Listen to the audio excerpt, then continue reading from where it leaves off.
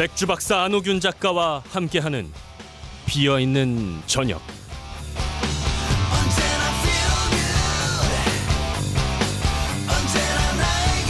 자, 매주 금요일 재밌는 시원한 맥주 이야기 들려주는 분입니다. 맥주 맛도 모르면서의 안호균 작가 연결하죠. 작가님 안녕하십니까? 네, 안녕하세요. 예, 저희가 지난주, 지지난주 두 주에 걸쳐서 일본 맥주 얘기 쭉 나눠봤는데요. 오늘은 드디어 독일 맥주입니다. 네, 그렇습니다. 맥주를 좋아하시는 분들은 10월이 되면 어쩔 수 없이 옥토버 페스트라고 하는 독일 최대의 축제를 떠올리게 되고요. 이것은 야구 팬들이 3월 달이 되어야 비로소 새해가, 즉 야구의 첫 개막전이 열렸을 때 새해가 열렸다고 생각하는 것과 또 축구 팬들은 보통은 8월 말에서 9월 초에 시작되는 유럽 리그가 시작되면서 이제야 비로소 나는 새해를 맞았어 라고 생각하는 것과 비슷하게도 맥주를 좋아하는 사람들은 사실은 10월을 맞이해야 비로소 올해의 정점을 찍는 행사가 드디어 열리는구나 라고 생각을 하는 경향이 있습니다. 그것은 단지 유럽이나 독일 사람들에게 국한된 것은 아니라 이 옥토버 페스트라고 하는 말은 사실은 맥주를 좋아하지 않는 분들에게도 각인이 될 정도로 의미 있는 행사가 되어버렸고요. 또 당연하게도 맥주를 좋아하는 사람들에게는 더 큰 의미를 갖는 날이 되어버렸으니까요. 예. 자, 독일 맥주의 역사부터 그럼 좀 들어가 볼까요, 우리가? 네, 그렇습니다. 독일이라고 해가지고 저희가 일단 기본적으로는 역시 맥주의 종주국이야라고 하는 이야기를 많이 하는데요. 그렇죠. 독일이 맥주의 종주국이 됐던 것이 맥주가 처음 생겨났던 6, 7천 년 전부터는 사실은 아니고요. 독일에서도 다른 유럽 지역들, 특히나 와인을 생산하지 않는 지역들을 중심으로 맥주가 많이 소비되었던 여러 가지 전통을 그대로 따랐다고 볼 수가 있겠고, 혹자들은 독일 사람들이 특히나 더 맥주에 관대하거나 청소년 시절부터 맥주를 마실 수 있도록 허용해 준 것이 독일의 수질이 다른 유럽 지역보다 상당히 안 좋아서 맥주를 통해서 수분을 흡수했을 때 비로소 건강상의 질병을 예방하고 또 건강상으로도 효과가 있기 때문이었다라고 주장하는 사람들도 있기는 하지만 사실 짐작을 해보자면은 20세기 또는 19세기 후반에 산업화라든지 아니면 근대화가 이루어지기 전까지는 전 세계 어느 나라든지 간에 수질이 안 좋았을 것은 어느 정도 예상을 해볼 수 있는 부분이기 때문에 과연 독일이 왜 이렇게 맥주에 관대하고 또한 맥주를 많이 마실까에 대한 똑부러진 대답이 되기는 조금 어려울 것 같습니다. 그렇지만 저희가 한 가지 추정을 해보자면 아무래도 1516년에 있었던 독일 맥주 순수령의 반포가 큰 영향을 주지 않았을까라고 생각을 하게 됩니다. 예, 독일의 맥주 순수령 많은 분들이 들어는 보셨을 텐데 정확히 알지는 못할 것 같습니다. 어떤 겁니까? 네. 맥주 순수령은 이제 독일어로는 라인하이트 게봇이라고 얘기하는데요. 그 뜻을 그대로 저희가 풀이를 해보자면 순수함에 대한 법령이라고 얘기할 수가 있겠습니다. 저희가 맥주 이야기를 처음 시작하면서 맥주의 4대 재료, 4가지 재료에 대해서 말씀을 드린 바가 있는데요. 맥주를 만드는 보리, 즉 메가가 되겠고요. 그 다음에 호흡, 그 다음에 물, 그 다음 마지막으로 근대에 와서 발견된 효모의 작용이었습니다. 처음에 1516년에 맥주 순수령이 반포될 때만 하더라도 이 효모의 기능에 대한 정의가 분명하지가 않았기 때문에 발효를 일으키는 효모는 빠져 있었고요. 맥주를 만드는 재료로 메가, 호흡, 그리고 물 이외에 다른 재료를 쓰지 못한다라고 완전히 정의를 해놓았고요. 만약에 이러한 법령을 어겨서 맥주를 양조할 경우에는 양조 면허를 박탈한다든지 그때까지 생산되어 있었던 모든 맥주를 폐기해 버린다든지 하는 굉장히 무시무시한 처벌이 따르기도 했었습니다. 그 이유는 뭐였을까요? 아무래도 그 당시까지만 하더라도 맥주를 만드는 데 있어서 특별한 기준이 없었기 때문에 양조자들의 경쟁이 치열해지면서 여러 가지 재료를 함부로 집어넣는 경향이 있었습니다. 예를 들자면은 소의 쓸개즙을 집어넣는다든지 아니면 어떤 이유에서인지는 모르겠지만 분필가루를 집어넣는다든지 또 한편으로는 맛을 낸다면서 버섯 성분 같은 것, 버섯 가루를 집어넣기도 했는데 경우에 따라서는 이 버섯이 독버섯으로 판명이 되면서 맥주를 마신 사람들이 건강상에 복통을 일으킨다든지 심한 경우에는 알아눕는 그런 경우들이 발생하면서 어떤 식으로든 이 식품위생법의 차원에서 맥주의 위생관리 및 생산을 법적으로 제재할 필요가 있다라는 필요성이 생긴 것도 사실이고요. 또 한편에서는 예상하실 수 있다시피 이 당시만 하더라도 곡물이나 식량 자원이 그렇게 풍부하지가 않았기 때문에 맥주에 사용되는 보리 이외에 뭐 밀이라든지 귀리라든지 호밀이라든지 다른 재료들이 양조 쪽으로 몰리는 바람에 예. 식량 자원에 있어서의 품귀라든지 아니면 가격의 등락이 심하게 일어나는 것들을 예방해야 될 경제적 필요성도 있었다라는 주장이 있습니다. 그렇군요.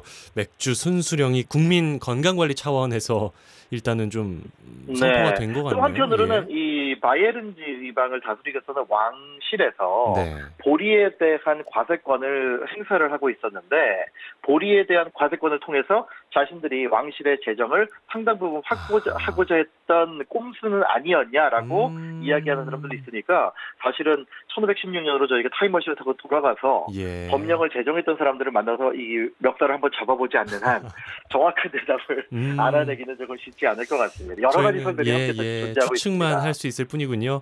네네. 자, 이 맥주 순수령 명과 암이 분명할 것 같아요.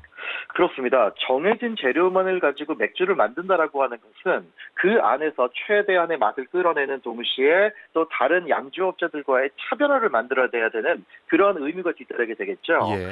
여러 가지 그 아동들을 대상으로 한 창의력 연구를 보면 여러 가지 색깔, 뭐 64가지라든지 또 100가지 색깔의 색연필을 주어서 그림을 그리게 한 어린이들보다 8가지 또는 16가지 정도로 제한된 색깔의 색연필만을 준 어린이들이 실제적으로 더 창의적인 그림을 그렸다라고 하는 결과들을 저희가 볼 수가 있는데요. 아, 그래요? 예. 네, 그것과 마찬가지로 제한된 재료만으로 맥주를 만들어야 한다는 것이 결과적으로는 양주업자들의 창의력이라든지 아니면 기술적 완성도를 높이는 데 도움을 주었다라고 하는 것이 일반적 이야기고요. 예. 당연하게도 식품의 위상이라든지 제조 공법이 어느 정도는 통제가 되었기 때문에 맥주 기술이 발달하고 건강한 맥주를 마실 수 있는 토대가 마련된 것은 분명해 보입니다. 예. 다만 예. 인근 지역인 벨기에 같은 경우에는 이러한 법에 적용을 받지 않았고 사실은 독일이 통일되기 전까지만 하더라도 바이에른 지방을 제외한 바바리아 지방을 제외한 다른 지역에서는 이 맥주 순수령이 그렇게 큰 영향을 발휘하지 않았었기 때문에 네. 다채로운 맥주가 생산될 수 있는 여지가 열려 있었다고 볼 수가 있는 거죠.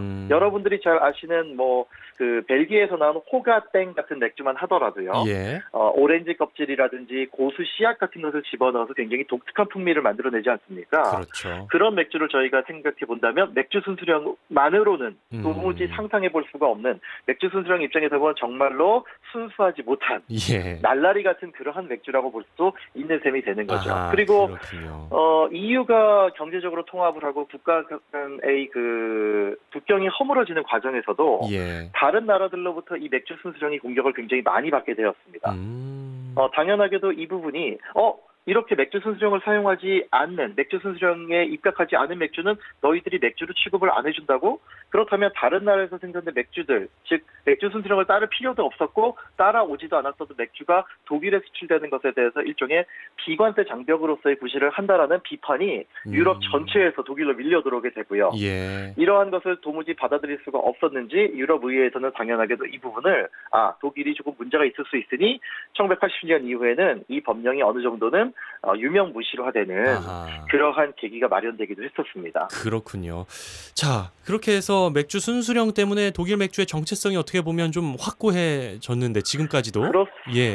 전 세계적으로 저희가 오늘날에도 역시 맥주는 독일 맥주지 하고 이야기할 수 있었던 그 계기가 되기도 했고요. 예. 여기서 저희가 재미있는 통계 자료를 하나 살펴보고 가자면 다른 모든 부분이 그렇겠지만 생산량이라든지 소비량으로만 따졌을 때 전 세계에서 맥주 역시나 1위는 정해진 한 나라겠죠. 예전만 하더라도 당연히 독일이라고 생각을 저희가 했겠지만 오늘날에는 중국이 전 세계에서 생산되고 판매되는 맥주의 약 4분의 1을 소비를 하고 있는 실정이고요. 인구 규모로 봤을 때 당연하게도 2, 3위는 미국과 브라질이 차지하고 있고 맥주의 나라인 독일은 대략 4위 정도를 차지하고 있습니다. 그러면 저희가 전체적인 소비량뿐만 아니라 1인당의 소비량을 봐야지 그 나라가 얼마나 맥주에 빠져 있나를 저희가 평가할 수가 있을 텐데요. 이 부분에 있어서도 역시나 독일은 1위는 아닙니다. 아, 그래요? 그러니까 전체 생산량과 1인당 소비량 모두에서 독일이 전 세계적인 1위는 놓친 셈이 돼버리는데요. 1위는 역시나 독일과 맥주를 가지고서 항상 자웅을 겨루고 또한 경쟁 상태에 놓여 있는 한 나라, 즉 체코입니다. 네, 체코만 하더라도 1인당 맥주 소비량이 연간 150리터 정도 되거든요. 예.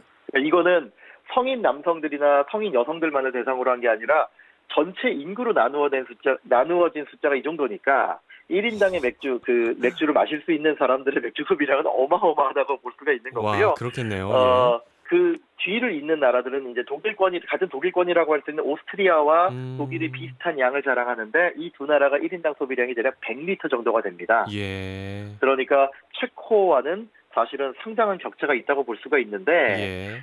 이거는 어떻게 보면은 독일 사람들이 맥주를 별로 안 마신다라고 보기보다는 체코 사람들이 굉장히 많이 마신다라고 보는 것이 더 그러네요. 합당한 해석이 아닐까라는 예. 생각이 듭니다. 특히 또 독일 국민들은 10월 즈음에 엄청나게 더 많이 마시겠네요.